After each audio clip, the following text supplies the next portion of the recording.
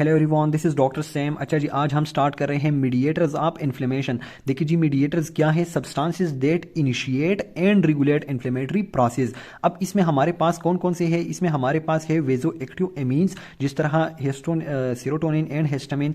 Lipid products इसमें हमारे पास है, जिस तरह प्रोस्टाग्लैंडिन्स, ल्यूकोट्राइन्स। हमारे पास साइटोकाइंस है, इसमें साइटोकाइंस इंक्लूडिंग कीमोकाइंस भी है। साइटोकाइंस और कीमोकाइंस में क्या फ़र्क है, इंशाल्लाह हम इनको डिटेल से एक एक को पढ़ेंगे।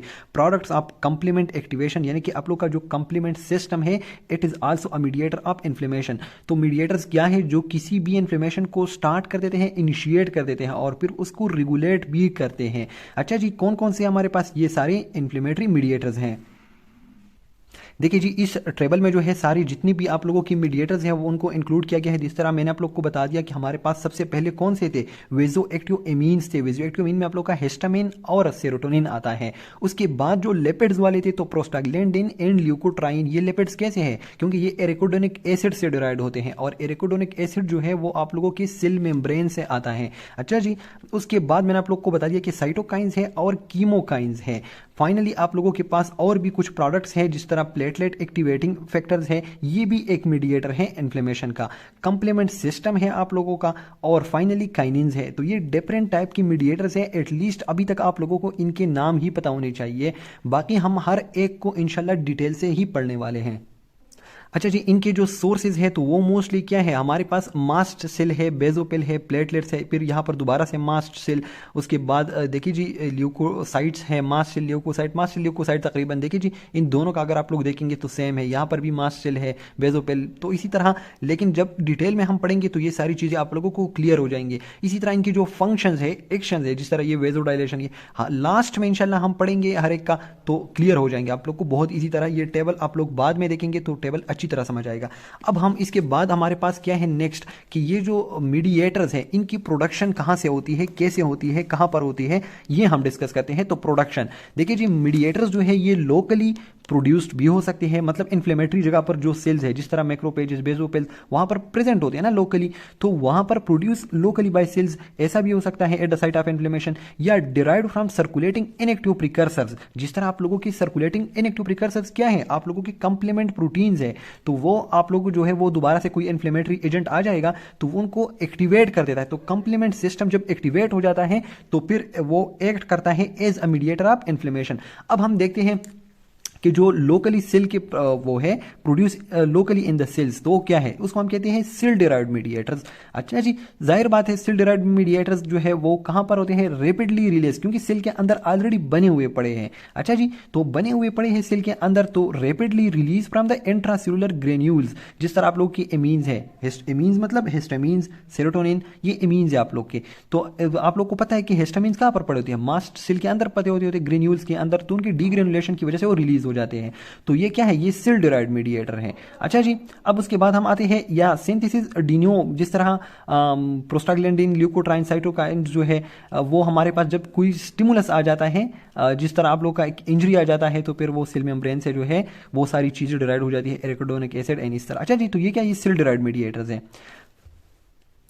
अब सेल डिराइड यानी कि किन किन सेल से ये डिराइड होते हैं? तो देखिए जी, हमारे पास जो मेजर सेल है ना, जो ये मीडिएटर फॉर्म करते हैं, तो वो मैक्रोपेजेस है, डेंड्रेटिक सेल है, मास्ट सेल है। यहाँ पर जो मैंने आप लोग को वो दिखा दिया ना, देखिए जी ये, तो यहाँ पर भी अगर आप लोग देखेंगे, यहाँ पर है देखिए, तो मास्ट सेल, बेजोपेल, ये क्या है? ये मैक्रोपेजेस।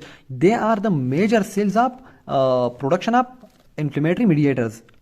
अच्छा जी, इसके अलावा बाकी सेल जो है न्यूट्रोपिल, एंडोथेलियल सेल, ये भी प्रोड्यूस करते हैं, but they are not as such important. उसके बाद दूसरा हम आते हैं प्लाज्मा डिराइव्ड मीडिएटर। जिस तरह मैंने आप लोग को बता दिया ना, डिराइव्ड फ्रॉम सर्कुलेटिंग, तो इसी तरह प्लाज्मा डिराइव्ड मीडिएटर, जिस तरह कंप्लीमेंट प्रोटीन है आप लोगों के पास, वो सर्कुलेशन में इनएक्टिव प्रिकर्सर फॉर्म में प्रेजेंट होते हैं, देट मस्ट बी एक्टिवेटेड, जो कि बाद में हमने एक्टिवेट करना होता है। अच्छा जी, तो ये किस तरह एक्टिवेट होते हैं? बाय प्रोटियोलिटिक क्लीविएज इसके अंदर होती है, जो कि हम इंशाल्लाह कंप्लीमेंट सिस्टम में आगे पूरा डिटेल पढ़ेंगे। और ये कंप्लीमेंट प्रोटीन जो है ये कहां पर बनते हैं? They are produce mainly in the liver, तो लीवर डिजीज जो है वो फिर इनके जो है इसके साथ बड़ा एसोसिएटेड है।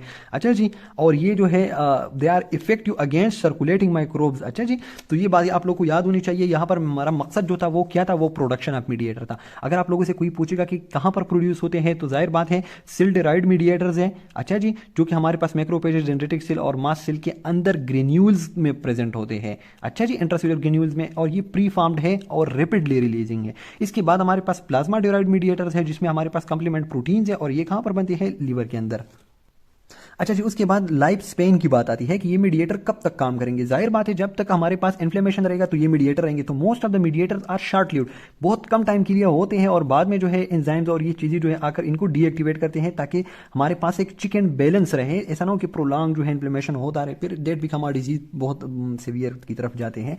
सो इसलिए आपको पता होना चाहिए कि हमारे पास most of the mediator are short lived. अच्छा जी, अगर कंटिन्यूसली हो तो फिर वो शॉक की कंडीशन और अजीब सी हालत में जाते हैं। अच्छा जी, अब हमारे पास क्या है, ये यहां पर लिखा है कि मोस्ट मीडिएटर वो जो है one mediator can stimulate the release of other mediators. ये देखिए जी, जब हम प्रोसेस पढ़ेंगे ना तो आप लोग को पता चल जाएगा कि एक मीडिएटर आकर दूसरे को स्टिमुलेट करता है, दूसरा तीसरे को, इसी तरह एक मीडिएटर जो है अदर मीडिएटर्स को कंटिन्यूअसली स्टिमुलेट करता है।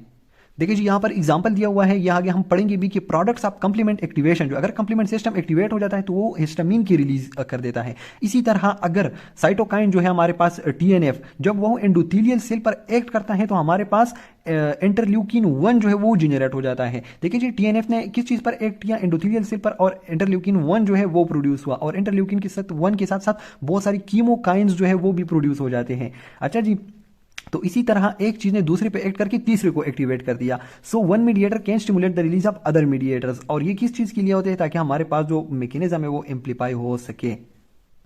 अच्छा जी, नेक्स्ट लेक्चर में जो है हम वेजो एक्टिव अमीन्स पढ़ेंगे, यानी कि हिस्टामिन एंड सेरोटोनिन। उसके बाद जो है हमारे पास एराकिडोनिक एसिड की जितनी भी मेटाबोलाइट्स हैं, जिस तरह प्रोस्टाग्लैंडिन एंड ल्यूकोट्राइन्स है। उसके बाद हम जो है कंटिन्यूअसली जितने भी मीडिएटर्स हैं एक एक को पढ़ेंगे। अभी तक हमने जो है मीडिएटर्स की इंट्रोडक्शन पढ़ी है, उसमें क्या पढ़ा कि मीडिएटर्स क्या है जो इनिशिएट करता है और रेगुलेट करता है एक इन्फ्लेमेटरी प्रोसेस को। इसके अलावा हमने क्या पढ़ा कि हमारे पास कौन कौन से है, तो वेजो एक्टिव अमीन्स है, यानी कि हिस्टामिन एंड सेरोटोनिन। उसके बाद हमारे पास प्रोस्टाग्लैंडिन्स और ये आ रहे हैं, साइटोकाइन्स आ रहे, ये सारे।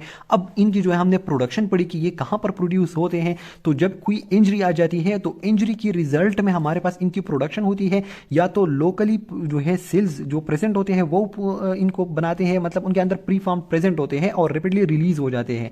अच्छा जी, कौन कौन से सेल्स है, मैक्रोफेजेस है, डेंड्रिटिक सेल है और मास्ट सेल है। और आप लोग यहां पर देखेंगे ना सोर्स में, तो सारी की सारी यही सेल्स आप लोग को मिलेंगे, macrophages, dendritic and mast cell. ये बात याद रखें, बहुत इंपॉर्टेंट है। अच्छा जी, उसके बाद हमारे पास कुछ ऐसे मीडिएटर जो प्लाज्मा के अंदर प्रेजेंट होते हैं, जिस तरह कॉम्प्लीमेंट प्रोटीन है, और वो कहां पर बनते हैं, मेनली वो जो है लीवर में बनकर फिर हमारे पास प्लाज्मा के अंदर आ जाते हैं। अब इनके लिए जो है हमारे पास क्या स्टिमुलस है, स्टिमुलस हमने मेरे ख्याल में डिस्कस नहीं किया। स्टिमुलस जो है इनके लिए जाहिर बात है ना, मैंने बता दिया कि इंजरी जो है वो एक बेस्ट स्टिमुलस है। इंजरी हमारे पास किस चीज़ की वजह से हो सकती है, माइक्रोबियल प्रोडक्ट्स हो, या कोई माइक्रोब हो, या कोई नेक्रोटिक सेल हो। तो ये क्या है, ये हमारे पास एक फॉरेन एजेंट के तौर पर आ जाते हैं।